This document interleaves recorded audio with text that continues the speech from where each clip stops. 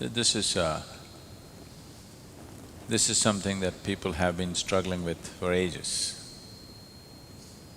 because these are two different types. These are two different dimensions of one's existence.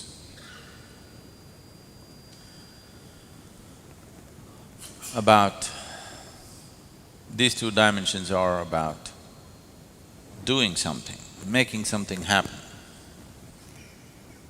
and allowing something to happen to you. These are two different aspects. So now the question is, which is more, which is less? Can I do it all? Or there's nothing I can do, I have to just allow it? If you are capable of just allowing it, that would be very good for you. But if you are the kind who just allows things to happen to you, do not expect people around you to understand anything about you, because they will not understand. People around you cannot understand what it means to allow. Doing is something that they understand,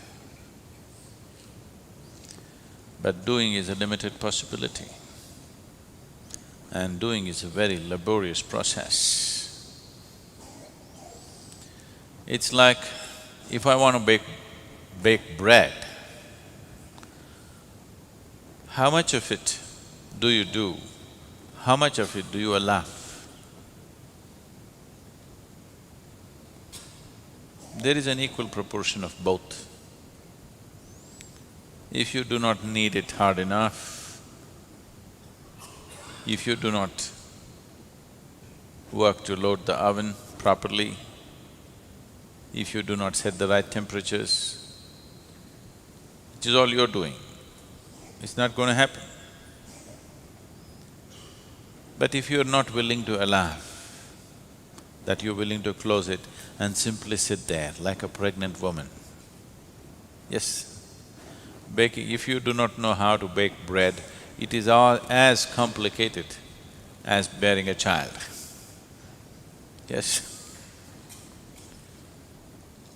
You have to sit there and wait. If you're too much of a doer, you want to open every few moments and look at it, you will not have bread, you will have something else. This goes for baking bread, growing a plant, bringing up a child, or bringing yourself up, which is, you're realizing is the hardest task. That if you want to bring yourself up, there's a certain amount of striving and doing on your part to be done. But without allowing, it will be an extraordinarily difficult process and incomplete process for a very long time to come. So both are needed. If both have entered your life at the same time, you must consider yourself to be an extremely fortunate human being, whether you understand the fortune or not.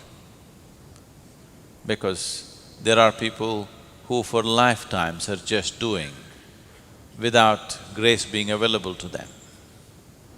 There are people who are just waiting for grace to happen, not doing anything because they do not know what to do, doing their own little things without doing the right kind of thing to become open to the process.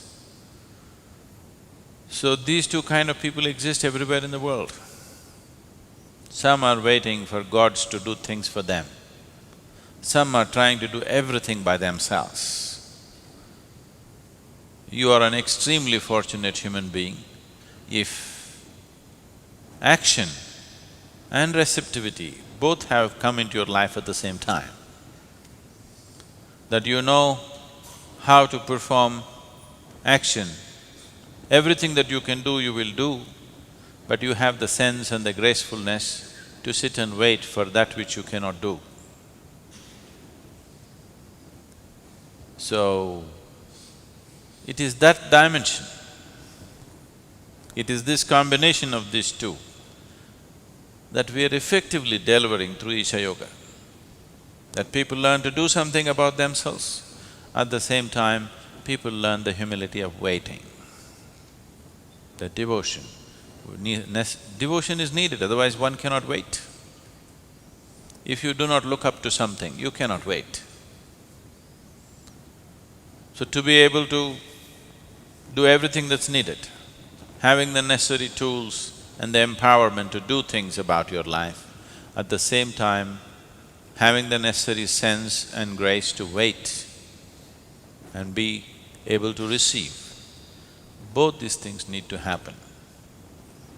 So if the question is pushed a little further, the question could be, can't I do it myself? Or the next question could be, will you write a self-help book, get yourself enlightened?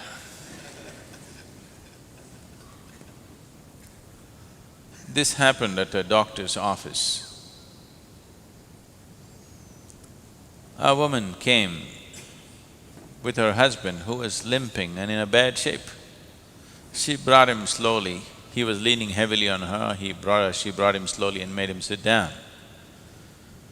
The receptionist who was sitting there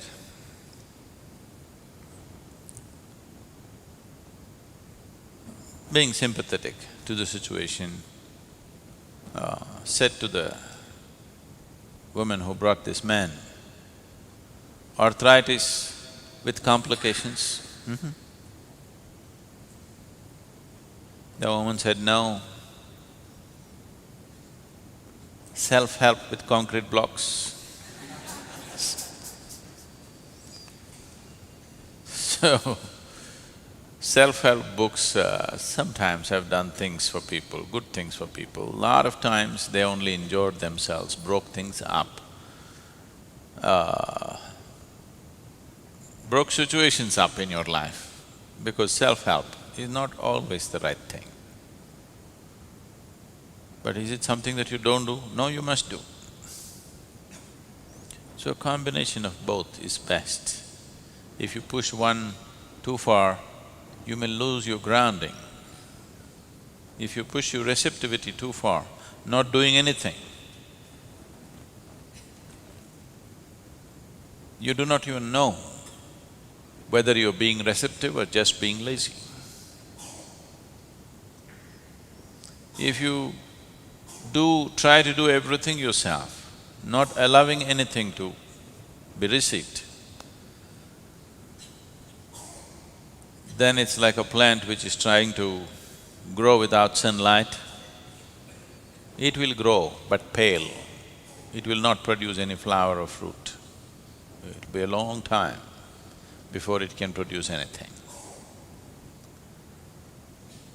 So we need a combination of both. The kriyas, the practices are a phenomenal way to prepare the system to be open to new possibilities. If your energies do not open up to new possibilities, then you're talking about a long drawn-out journey.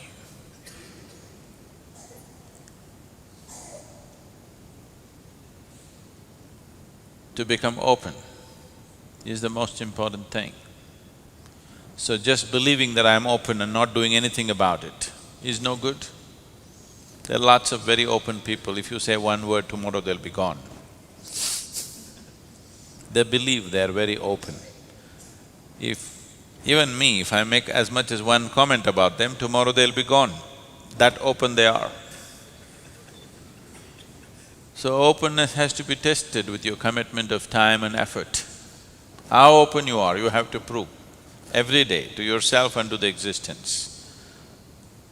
By every day putting in that much, I'm this open, I'm willing to give my this much of time and commitment, I'm that open.